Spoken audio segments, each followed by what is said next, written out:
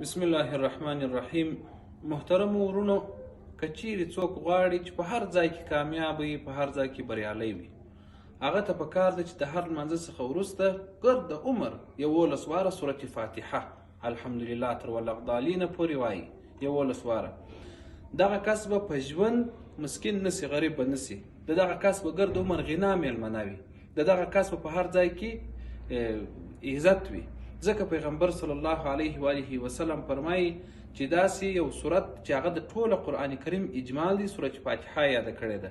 که چیرې څوک د دې ذکر کوي، دا وایي، دغه کس په هر ځای کې کامیابه او بریالی وي. او هغه کومې ښېګڼې چې ما مخکې درته یادې کړلې.